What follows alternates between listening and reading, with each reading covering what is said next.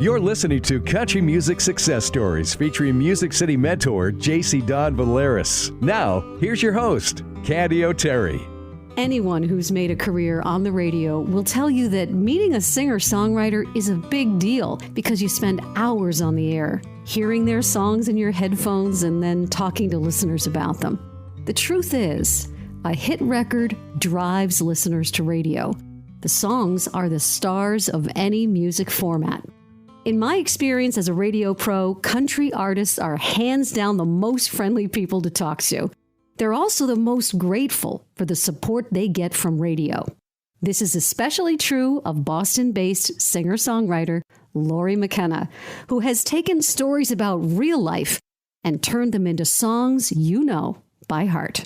Humble and Kind, I wrote in my yoga pants in my dining room, staring out my dining room window one day while my kids were at school. And I just sat there in that spot for about 10 hours and wrote that song. Humble and Kind, written in her yoga pants and sung by her good friend Tim McGraw, would go on to become a #1 song, a country to pop crossover success story, and win Lori McKenna her second Grammy for Best Country Song. We've got a rare clip coming up in this interview of Lori singing Humble and Kind before it was a hit on 95.9 WATD. That's a little local station in Marshfield, Massachusetts. We've also got her singing Girl Crush. Jacy Dawn and I jumped into the car for an interview with Lori, who was quarantining in her hometown of Stoughton, which is about 10 miles away. We were welcomed into the studio at WATD and we connected to Lori for a chat. I started out by asking her if she had someone who believed in her songwriting way back when no one knew her name. In the beginning, my first big break came through Mary Gaucher, who was a singer-songwriter that I came up in the Boston community with, and she really brought my songs to Nashville and is the reason I got a publishing deal because of Mary. And she's still a dear friend to this day. I don't know what I would do without her. I heard the story about how Faith Hill had heard about you and maybe saw some of your songs or heard them and then decided to stop her record, which was in process, and put some of your songs on it. That must have been huge for you. Yeah, that was really the beginning of all of this songwriting. You know, I had been writing alone for years and years, and Mary gave my record to a publisher named Melanie Howard, who gave it to Missy Gallimore, who gave it to Faith Hill, and Faith and Tim, ever since then, have just been champions, you know, and Faith was the very beginning, was my introduction to Nashville. You know, Lori, we have something kind of painful in common, and that is that I lost my mother when I was a teenager, and I know that you were only 7 years old. Right, right. What do you remember about that time in your life? I don't have too many memories other than my dad telling me that my mom had passed away, and I remember my family sort of just coming in. You know, like, I think when families go through tragedies like that, sometimes they go out, and mine went in, and we are to this day a very close-knit family, and we take care of each other. And I think that was really one of the biggest things in our lives. You know, my brothers ended up having to help my dad raise me and my sister, and we're tight as can be now. Isn't it true that it takes a village to raise a child, right? Absolutely. So tell me a little bit about your dad. You were raised by your dad, but it sounds like your whole family jumped in to help. What was the vibe like in your house? Was there a golden rule when you were growing up?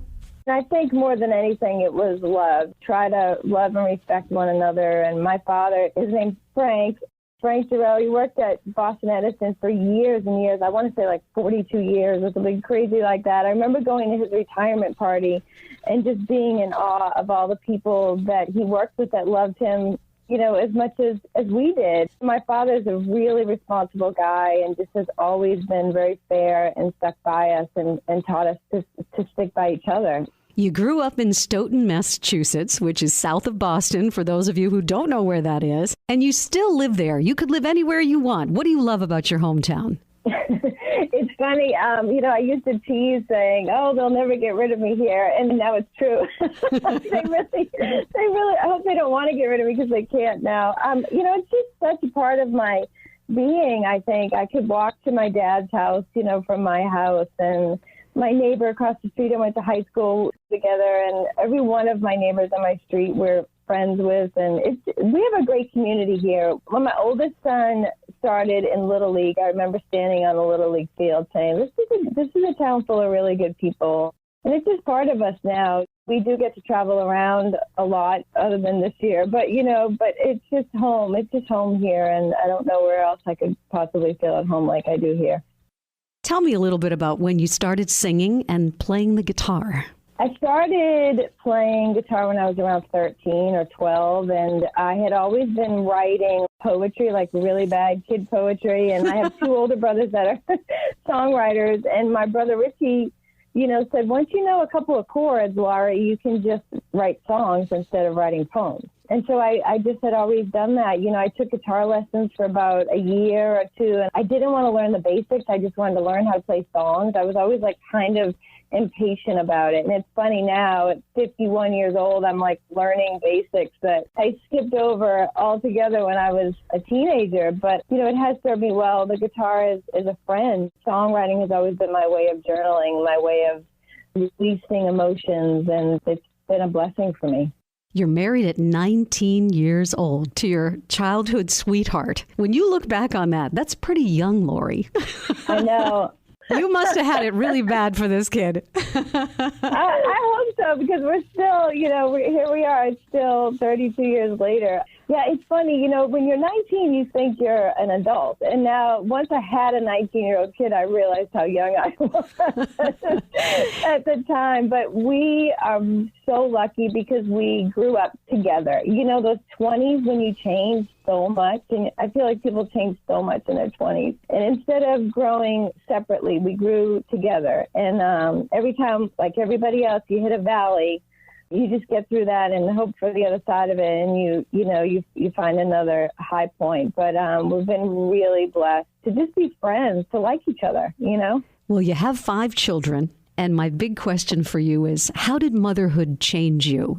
When I had my first child, I was just so afraid I was going to screw it up because I didn't have my mother to teach me so many things. So how did motherhood change you?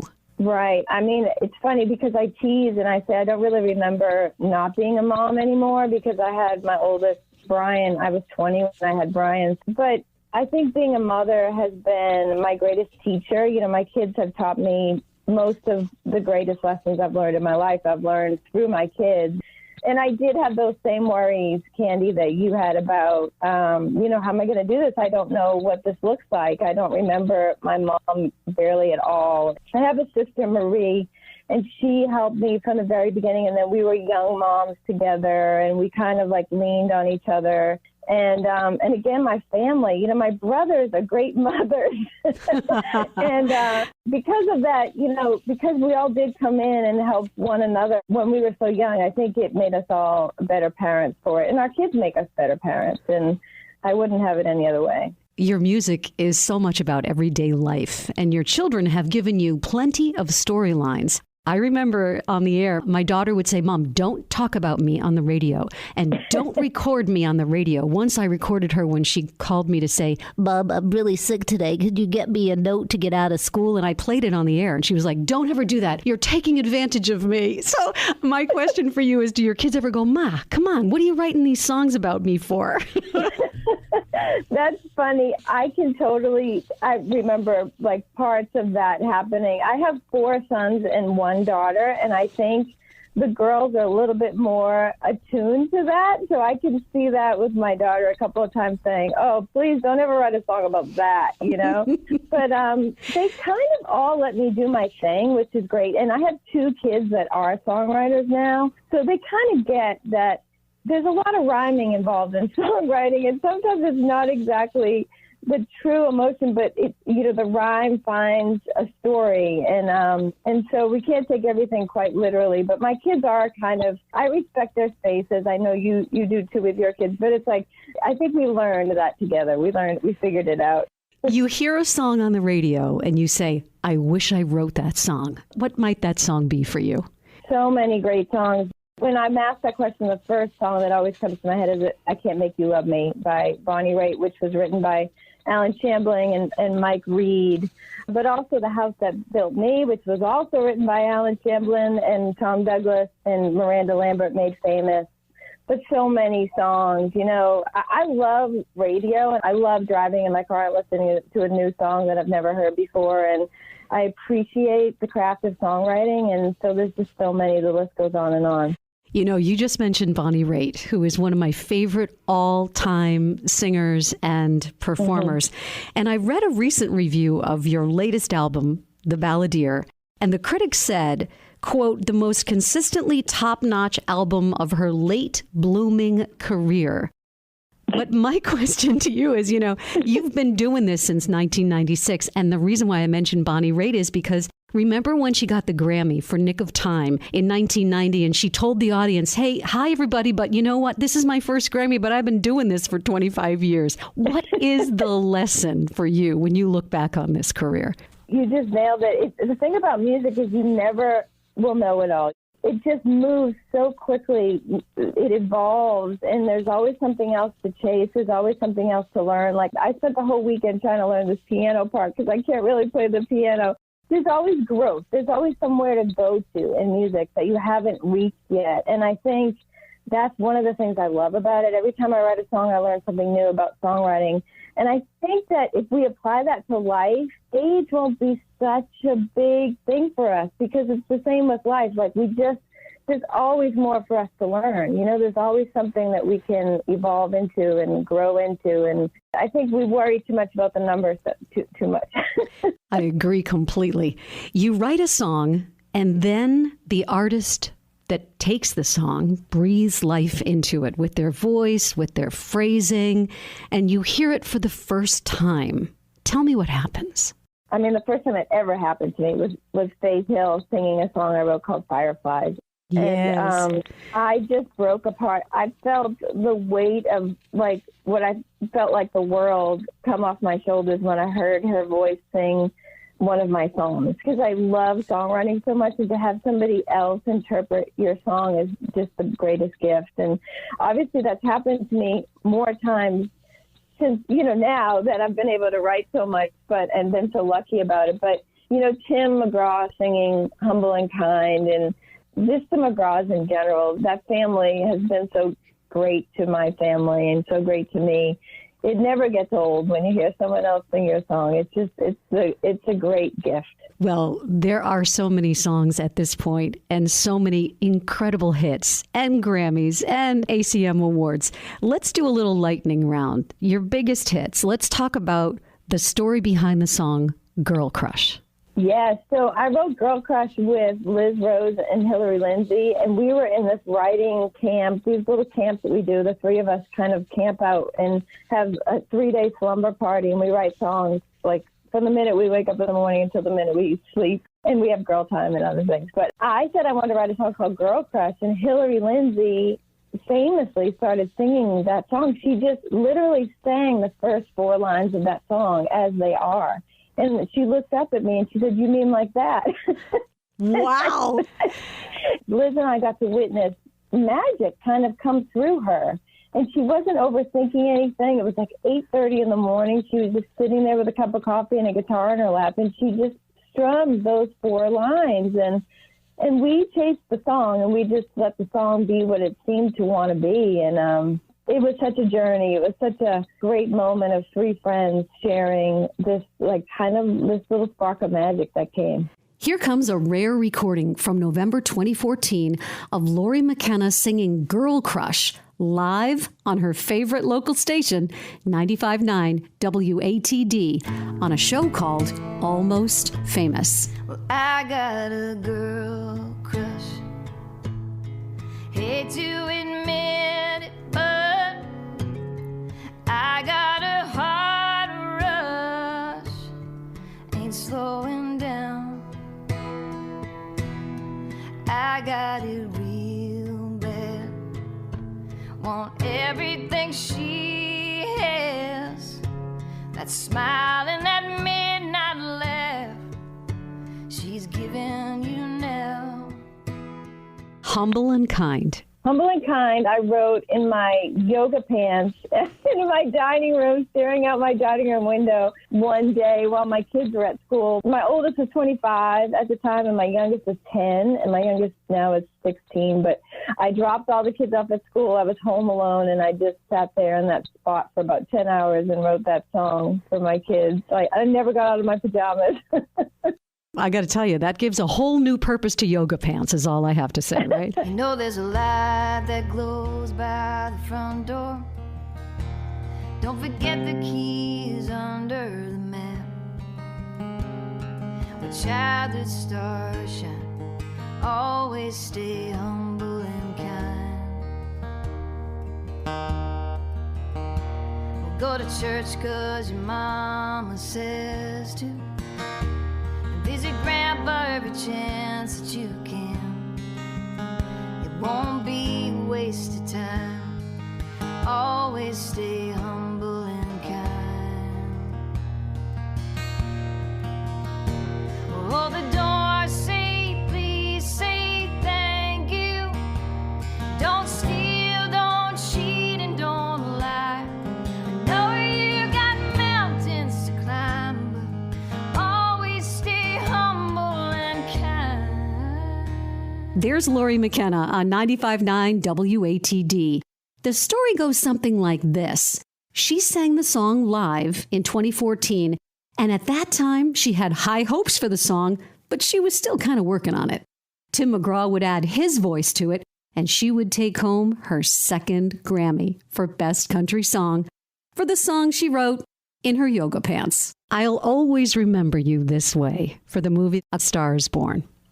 Oh, that was a great story. That song we wrote out in LA in studio with Lady Gaga and a full band, and it was myself and Natalie Hemby, Hillary Lindsay, Lady Gaga, and there was a bunch of other writers there, and we were writing for the film. But the storyline was still kind of evolving. The storyline's a storyline, but there was details in the story that were evolving and changing, and Bradley Cooper would come in and sort of read a new part, and we wrote that song one afternoon. I remember sitting on the floor and just with, Lady Gaga, Natalie, and Hillary, and just watching this. The three of them are exceptionally great singers. To watch that song kind of come out of nowhere and be built in that space was really fun. And we were so thankful to get that song in the movie. And if Bradley Cooper just happens to walk in the room every once in a while, that's not bad too, right? Yeah, it's not bad. There's your inspiration, Lori. Come on.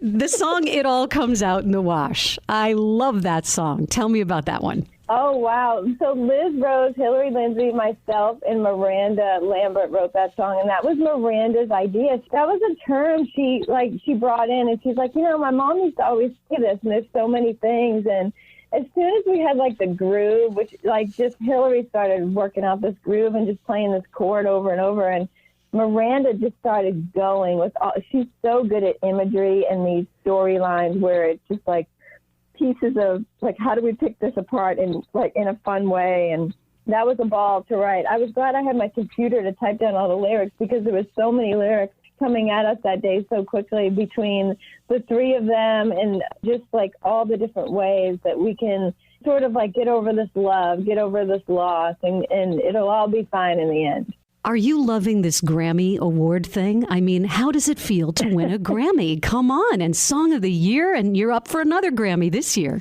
Well, it's been such a blessing. I still can't get over it. I still can't get over it. The first year I got to go to Grammys was for Girl Crush, and then I went back the next year for Humble and Kind. And since then, we've been back a couple of times, and just to be in that room, just to be around every kind of music, and every kind of life that music touches is, it's such a, the Recording Academy does such an amazing job. And this year they've done such an incredible job with money to help musicians and all sorts of people get through this tough year. And it'll be a blessing. Crowded Table being nominated for Song of the Year was a bit of a surprise. I was pleasantly surprised, and I feel it's such an honor. Well, when you get a Grammy and you get ACM awards, you've really reached a point in your career where you've got a body of work that you can look back on and say, that's pretty good. So my question for you is,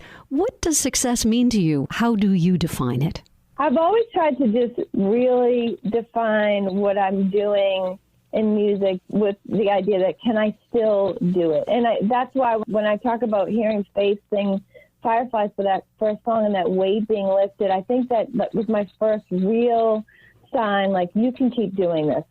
You're going to be okay. You can still have music in your life. And I think for me, success is that I get to do this every day. I get to, right now I'm sitting in my basement and, I'm about to jump on a session and get to write another song. I think for me, I've been blessed to just show up and have somebody meet me somewhere and just say, yeah, keep going. And, every little step I've taken has led me to the next one. And sometimes it's a jump, but every time I sort of stuck my neck out musically, I was rewarded. And I think the success and all that is really just still being thankful for every minute of it and getting to do it every day. I want to say thank you, Lori, so much. I can now check off number 46 on my bucket list because I've wanted to interview you for the longest time. Thank you so much for being on the show. Thank you so much, Candy. I appreciate it. It's so great to hear your voice, and it's such a pleasure to talk to you. Thank you very much. And here's to your next Grammy. Take care. Thank you. Lori, here's Music City mentor, Jacy Dawn Valeras. Hi, Jacy. Hi. What advice would you have for a young songwriter who is just getting down to Nashville and getting acclimated in the songwriting world who hopes to have a career like yours? Yeah, I get this a lot, and it's funny because I have two kids that literally moved to Nashville last year to be songwriters, and what I tell them and what I tell everybody is you have to be able to interpret your own song. And what I mean by that is I have lots of friends, and one of my kids doesn't like to sing as much as the other, but I have been in rooms where a songwriter that you wouldn't consider, quote unquote, a great singer has interpreted their song, has just picked up a guitar or sat at a piano and just simply sang their song. And it's the most spiritual and beautiful thing you can see. When you see the writer sing that song, even if it's made famous by one of the greatest singers in the world, to be able to see the writer sing the song is important. And people like me and people that respect songs as much as I do, that's always the greatest way to hear a song. And I think a lot of people know how to write songs really well, but they don't believe in their ability to present them. And I've had that confidence issue myself. I'm not a great singer like some of these great singers, but you have to be able to do it because your way is going to always be the best. What a thrill it was getting to talk with Lori McKenna. She's a perfect example of what can happen when you set your mind to a goal and when you strive for greatness. With the right people around you and a little luck, extraordinary things really can happen. On the day we talked to Lori, Candy and I drove down to WATD Studios in Massachusetts. It was a beautiful, snowy, quintessential New England day, and I remember passing the Stoughton exit on our way. I told Candy how remarkable it was knowing that Lori had grown up there, just around the corner where Candy and I had also spent so much of our lives. It just goes to show you that no matter where in this world you come from, you really can be anything you want to be.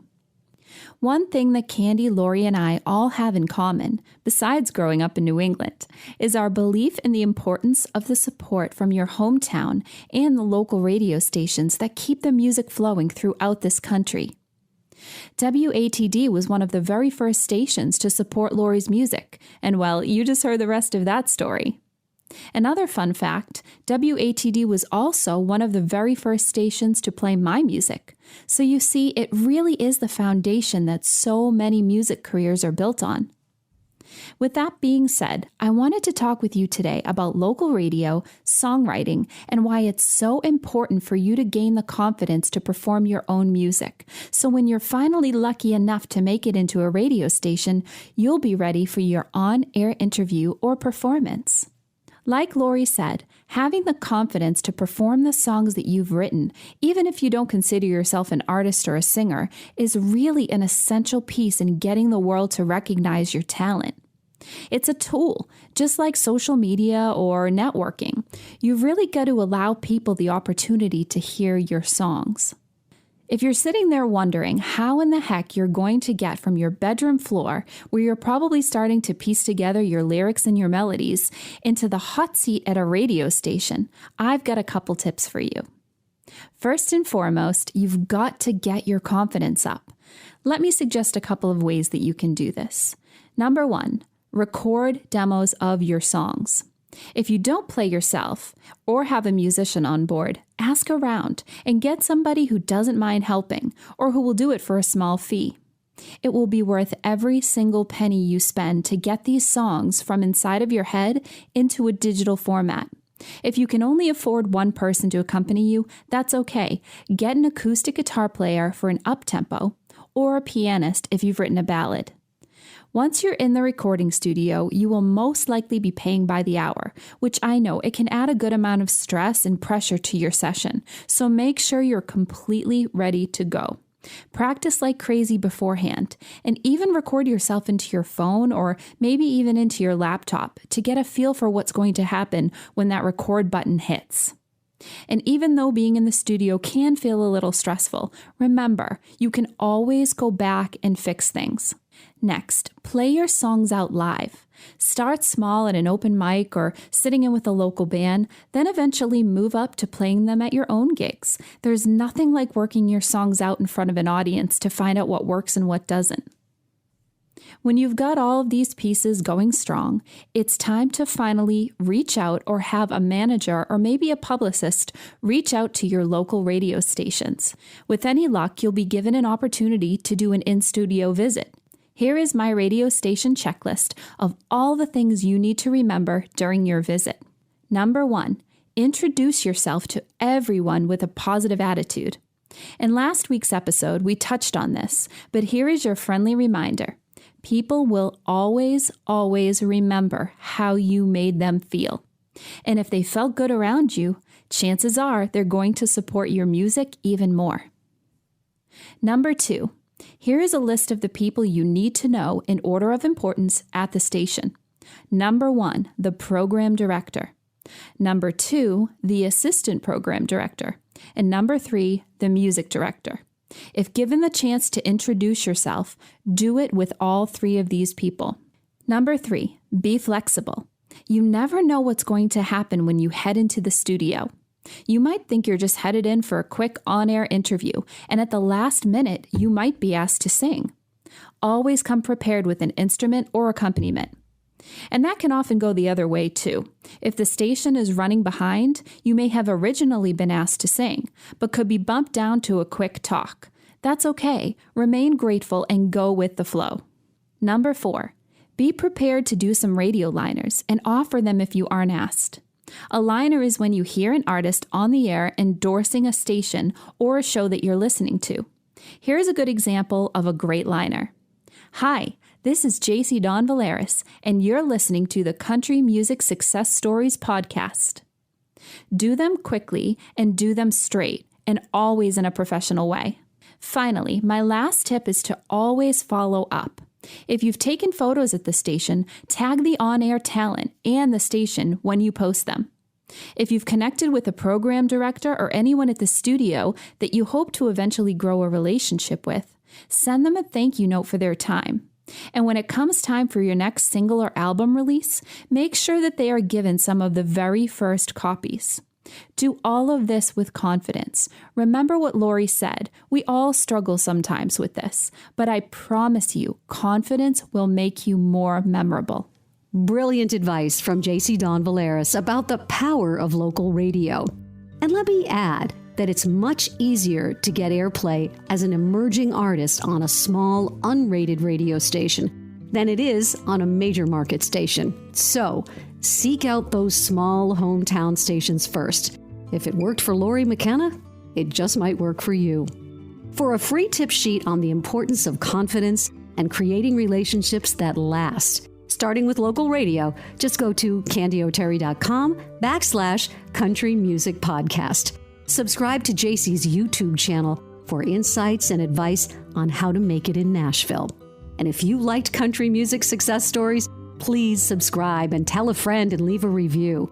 Follow us on social at Candy O'Terry and at Jacy Dawn Valeras. And thank you so much for listening.